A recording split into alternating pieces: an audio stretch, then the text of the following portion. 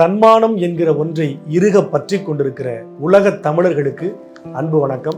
நான் உங்க தமிழ் பேச்சு எங்கள் மூச்சு ராகவேந்திரன் பேசுறேன். தமிழ் பேச்சு எங்கள் மூச்சு நிகழ்ச்சிக்கு பிறகு என்னை சமூக வலைதளங்கள்லையும் தொலைக்காட்சிகள்லையும் நீங்க அவ்வப்போது பார்த்துருப்பீங்க. இனிமே முழு நேரமா தினசரியா உங்களை இந்த வலைதளத்தின் வாயிலாக நான் சந்திக்க இருக்கிறேன். அந்த வகையில இன்றைக்கு அக்டோபர் 2 காந்தி ஜெயந்தி. காந்தி என்கிற தலைவரை பற்றி யோசிக்கிற போது நமக்கு இவர் தமிழகத்து தலைவரா வட இந்திய தலைவராங்கிற யோசனையே வராது. இவர் நம்ம ஆளுங்களா இருப்பாரா, நம்ம சாதிக்காரர் தானா அப்படின்னு நம்ம யோசிக்கவே மாட்டோம். ஆனா காந்தின்னு சொன்ன உடனேயே நமக்கு விடுதலை போராட்டம் நினைவுக்கு வரும்.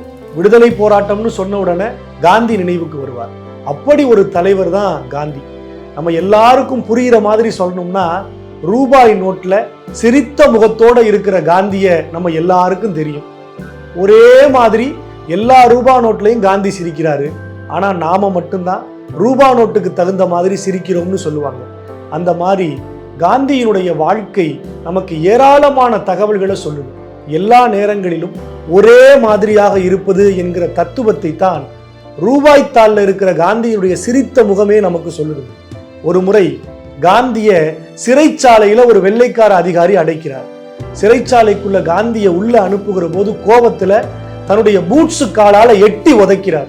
உள்ளே போன காந்தி விடுதலையாகி பல நாட்களுக்கு பிறகு வெளியே வந்து தன்னை எட்டி உதைத்த வெள்ளைக்கார அதிகாரியை போய் சந்திக்கிறார். எவ்வளவு பெரிய ஆச்சரியம் பாருங்க. நம்மளை யாராவது எட்டி உதைச்சா எப்படா அவனை பழி வாங்குறதுன்னு யோசிப்போம் தானே.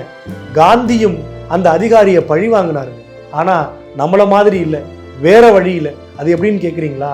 வெளியில வந்த காந்தி அந்த வெள்ளைக்கார அதிகாரியை போய் பார்த்தாரு. அதிகாரி காந்தியை பார்த்த உடனே சிரிச்சாரு. ஏன் வந்தீங்கன்னு கேட்டாரு. காந்தி சொன்னாரு, உங்களுக்கு ஒரு பரிசு பொருள் தர வந்தேன். அப்படியா? என்ன பரிசு பொருள்? பூட்ஸு காலால உதைச்சவருக்கு இன்னொரு பூட்ஸையே பரிசா கொடுத்தாரு காந்தி. பூட்ஸை வாங்கி வெள்ளைக்கார அதிகாரி தன் கால்கள்ல அணிஞ்சு பார்க்கிறாரு. கணக்கச்சிதமா அவருக்கென்றே அளவெடுத்து தைத்தது போல அந்த பூட்ஸ் இருந்துச்சு. பெரிய ஆச்சரியம். எப்படியா காந்தி, என் காலோட அளவு உனக்கு எப்படி கிடைச்சது?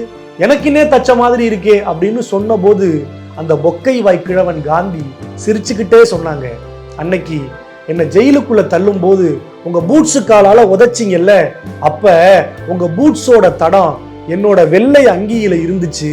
ஜெயில்ல இருந்த நாட்கள் எல்லாம் உங்களுக்கு ஏதாவது பரிசு தரணும்னு நினைச்சேன்.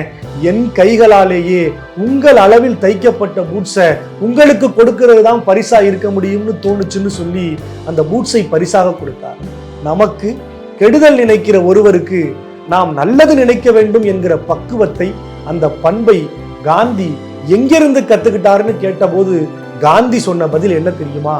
தமிழர்களிடத்தில் தமிழ் மொழியான அற இலக்கியமாக இருக்கிற வள்ளுவத்திலிருந்து கத்துக்கிட்டேன்னு சொன்னாருங்க. அப்படியா? அது என்ன குறள்? இன்னா செய்தாரை ஒருத்தல் அவர் நாண நன்னயம் செய்துவிடல்ங்கிறதா அந்த குறள். இந்த காந்தி ஜெயந்தியில் காந்தியினுடைய வாழ்க்கையில் இருந்து நம்முடைய வாழ்க்கைக்கு தேவையானதை எடுத்துக்கொள்வோம், தேவையற்றதை விடுத்து செல்வோம். நன்றி.